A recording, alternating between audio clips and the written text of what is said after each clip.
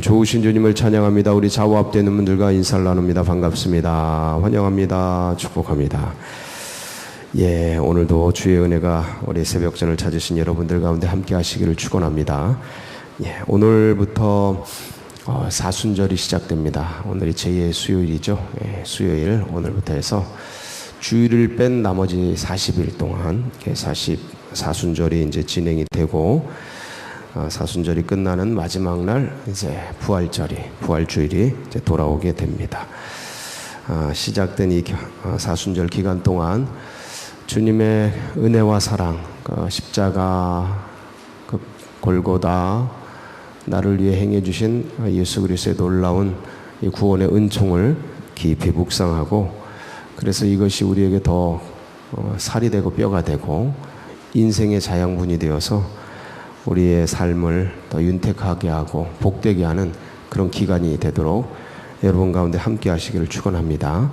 우리 또 그런 기대를 가지고 역대하 11장 말씀 함께 나누도록 하겠습니다.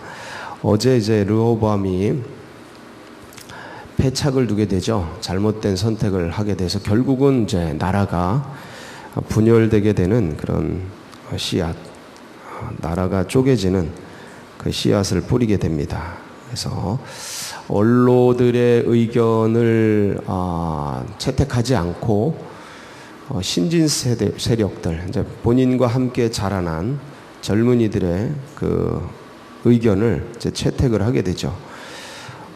르호보암 당신의 새끼손가락이 당신 아버지 솔로몬의 허리보다 더 두껍다. 그러면서 우리 솔로몬 아버지는 가죽 채찍으로 너희들을 징치했지만 나는 정갈 채찍, 정갈 채찍으로 너희들을 치리하리라. 그러면서 세게 나가야 된다. 처음에 세게 나가서 딱 잡아야지 흐물흐물 해가지고는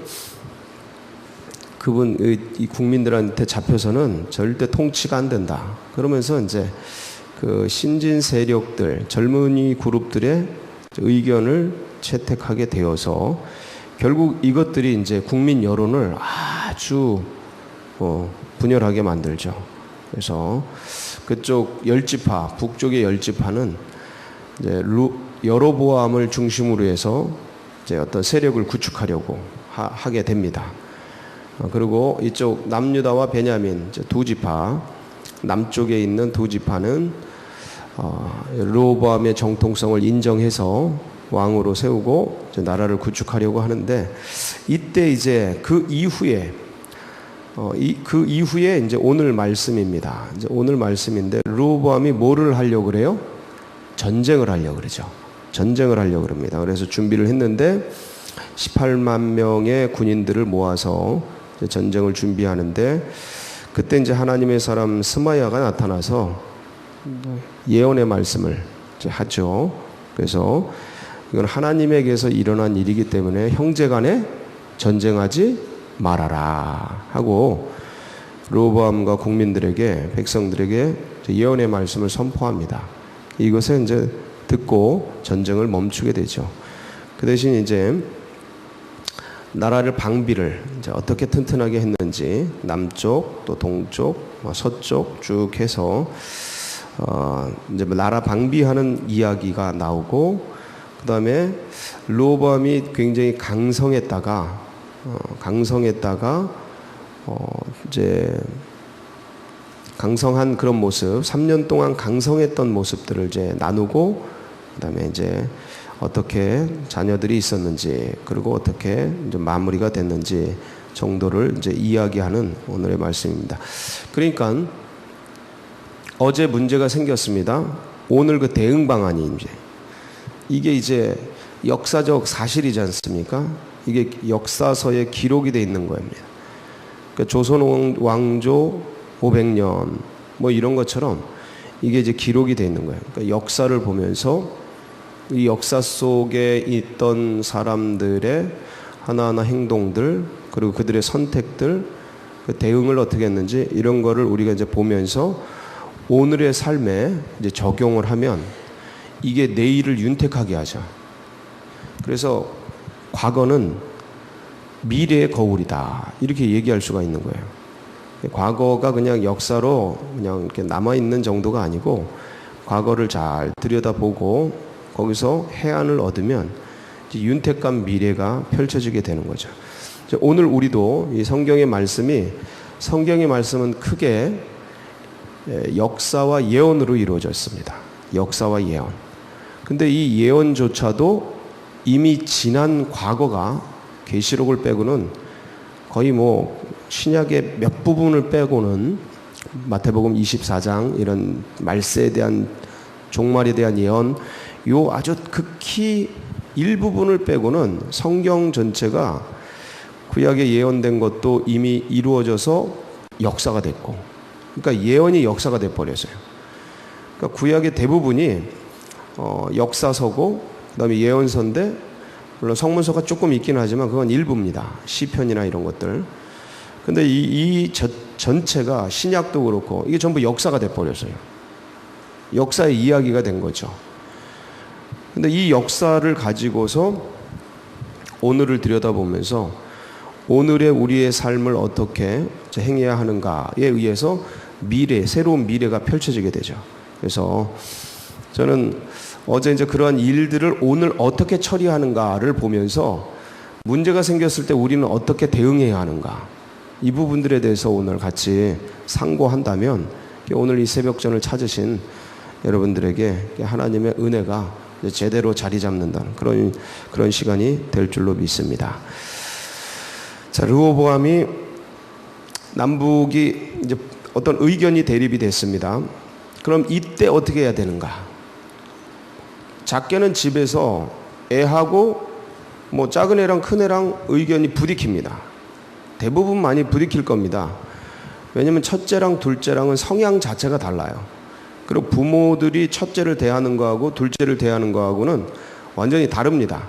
그러니까 기본적으로 애들이 부모의 첫째는 아버지를 따라가고 둘째는 엄마를 따라가고 성향이, 아니면 거꾸로든지 대부분 그렇습니다. 여러분도 그렇습니까?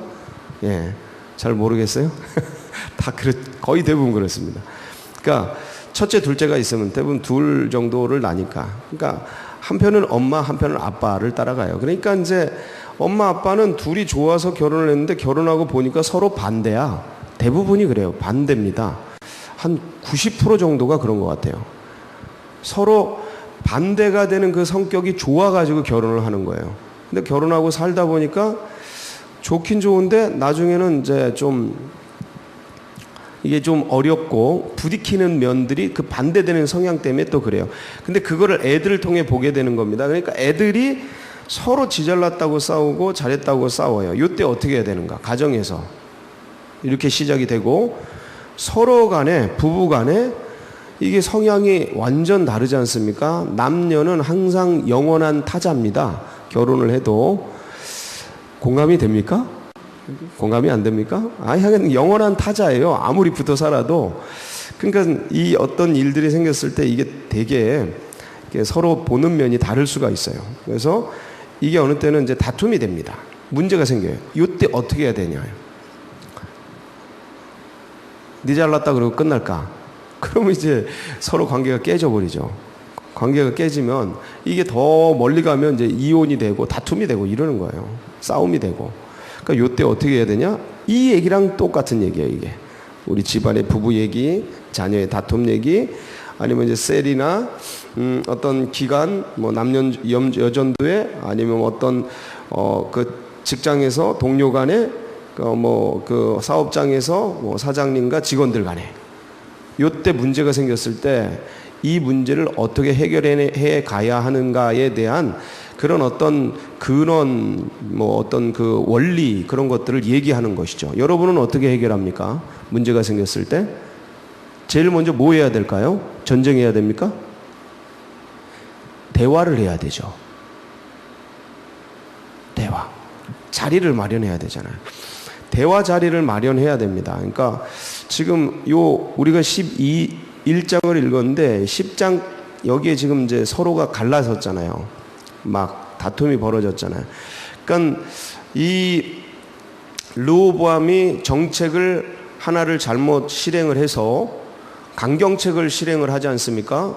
지금 뭐 북미 대화도 그렇고 서로 간에 강경으로 붙어 있지 않습니까? 근데 이런 문제가 생겼을 때 강경책을 선택해서 백성들의 여론이 확 꺾어졌을 때 어떻게 해야 되는가?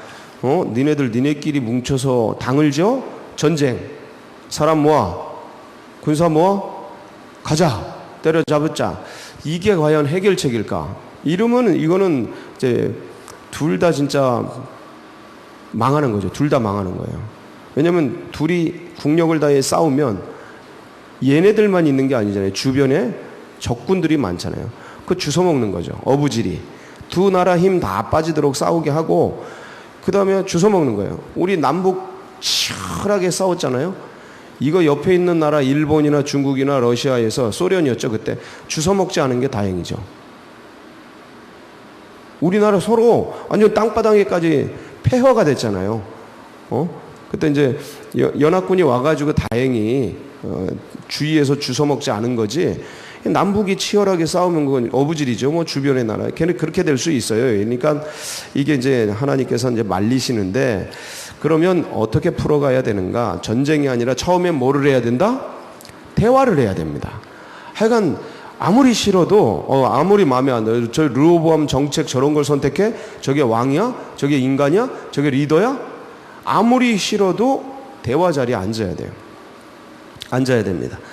이 르호보암도 아무리 지가 이제 높은 왕위에 올랐다 하더라도 국민들이 떠나가면 무슨 왕이 됩니까? 왕이 안 되죠. 그러니까 그런 것들을 이제 막기 위해서 일단 대화를 여로보암 와봐라. 그 대표들 좀 와서 얘기 좀 한번 해보자. 야 내가 이렇게 했는데 그러고 나서 이제 대화를 통해서 뭔가 문제가 있으면 그 부분에 대해서 좀 사과를 해야 돼요. 이렇게까지 고통이 큰지 몰랐다. 내 딴에는 처음에 왕이 돼서 뭔가 의욕적으로 해보려고 하는 그런 것 때문에 이런 강경책을 쓰게 됐는데 니네들이 그렇게 힘들어한다면 내가 미안하다. 사과를 하든가 문제를 풀어야 되는 거예요. 하나 되게 해야 돼요. 하나님이 주신 몸을 찢어놓으면 안 되는 거야.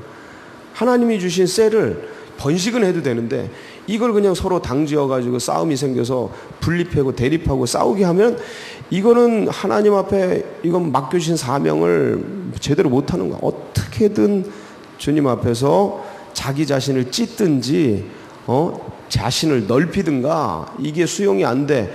저런 여로보암 같이 뭔가 이렇게 잘난 척하는 그 애들 여러 등 있고 잘난 척하는 저런 족속들은 내가 진짜 받지를 못하겠어. 그럼 확 싸우든가 때려치지 못 받겠어. 그러면 하나님이 주신 사명 그거 망하게 하는 거예요. 그러니까 자신을 찢어서 그걸 받아내든가. 아니 입에다 그냥 테이프를 붙여가지고 말 안 하고 나가서 그냥 견디든가 어떻게든 자기를 찢어야 돼요. 수용이 안 되는 걸 수용을 되게 만들어야 돼. 그래야 내 하나 찢어져서 하나님 나라가 온전해진다면 그 길을 가야지. 이거 그냥 다 찢어놓고 쪼개놓고 이래가지고 결국은 이 몇백 년간의 우리 70년 오는데도 이 정도로 힘들지 않습니까? 몇백 년간의 남북 분열의 엄청난 씨앗이 여기서 이제 뿌려지게 되는 거예요. 이 사과 하나하나에서. 사과를 하고 문제를 풀고 그다음에 거기서 대안을 찾아서 그리고 그것을 시행해가지고 서로 간의 상호 신뢰를 회복해야죠. 이 과정을 이게 큰일 같지만 사실 작은 일들 속에서 이런 과정이 거쳐야 된다. 미안한 부분을 미안하다고 해야 돼요? 안 해야 돼요? 해야 돼요. 해야 돼. 가만히 있으면 안 돼. 알겠거니. 그러면 안 돼요. 하고 내가 잘못했다. 그 부분 내가 실수했다. 그리고 풀고 그리고 풀었으면 그걸 받고 아니 이게 소리가 그냥 혼자 한쪽에서 잘못했다고 소리가 납니까? 예? 이게 잘못한 거 서로 잘못한 거예요. 한쪽에서 사과하면 나도 똑같다 이러면서 받고 가야지. 그래 네가 잘못했어. 그래서 네가 잘못해서 그래 네가 독박 써. 이렇게 나오면 안 되는 거죠. 가만히 있으면 그쪽에서도 야 내가 이렇게 된 거 어디 혼자 잘못해서 그러냐, 내가 그거 받지 못하고 나도 수용하지 못해서 그런 건데 나도 미안하다. 아 얼마나 이뻐요. 얼마나 이뻐. 이러면서 같이 밥 먹고 그걸 푸는 거거든요. 이 세상 사람들은 술 한잔 하면서 그냥 다 풀고 그냥 아무리 그냥 문제가 돼도 푸는데, 이건 믿음의 백성들이 문제가 생기면 이건 대책이 없다 그러네. 예? 술을 안 드시고 그냥 끝까지 간다네. 그러면 안 되고, 우리는 차를 마실 줄 알잖아요. 차 자리에 다 준비해서 차 마시고 커피 한잔 하면서 같이 얘기도 하고 밥도 먹고 이제 풀어가야지. 풀어가고. 자, 근데 이제 이 르호보암이 그 이제 하나님의 말씀에 이제 순종을 해서 싸움을 멈춥니다. 전쟁을 멈추는데, 그다음에 이제 방비를 하고. 자, 문제는 뭐냐면 북쪽 이스라엘, 이제 나누어져서 북쪽은 이스라엘이라고 부르고 남쪽은 유다라고 불렀어요. 북이스라엘과 남유다가 드디어 이제 분단이 고착화됩니다. 이제 철조망이 설치되고, 이거는 우리가 너무 잘 알죠. 남북이 38도선을 경계로 해서 철조망이 설치되고 찢어지잖아요. 근데 한 나라였다가 거기 금을 긋는다고 뭐 나라가 나뉘어집니까?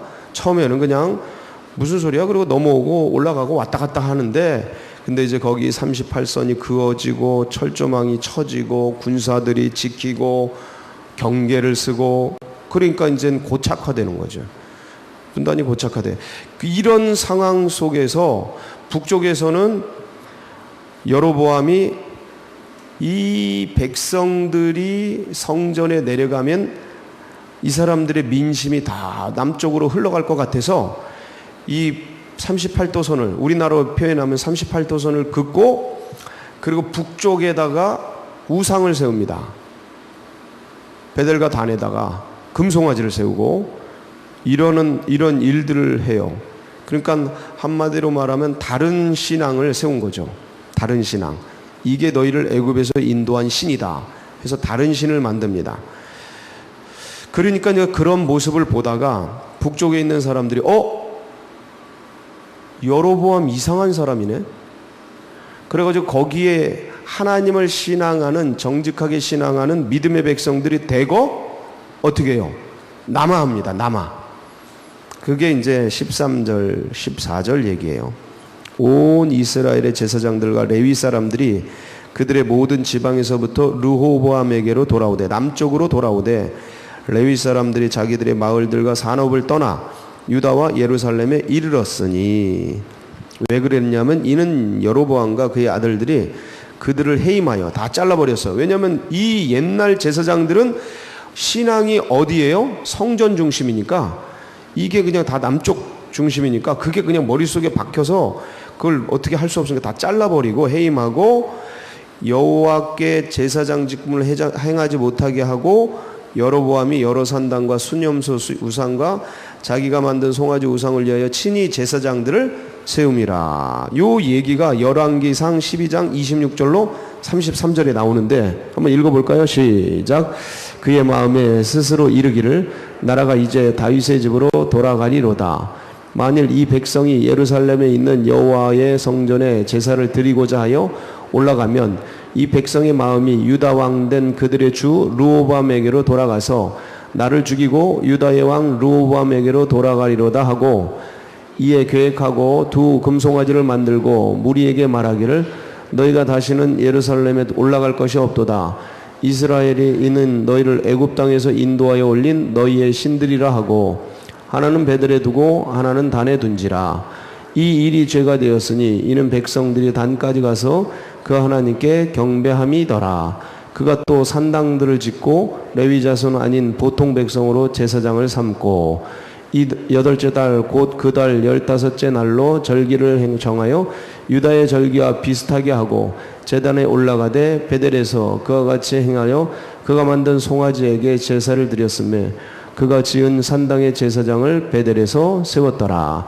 그가 자기 마음대로 정한 달 곧 8째 달 15째 날로 이스라엘 자손을 위하여 절기를 정하고 베델에 쌓은 제단에 올라가서 분향하였더라. 이게 전부 이 여로보암에게서 없던 것들을 자기 마음대로 상상해서 만든 계획과 날짜와 아무런 근거가 없는 일반 백성을 제사장으로 만든 사기 종교, 사기 종교가 만들어진 거예요. 꼭 똑같죠. 북쪽이랑 김일성 주체 사상, 공산주의, 신격화 똑같잖아요.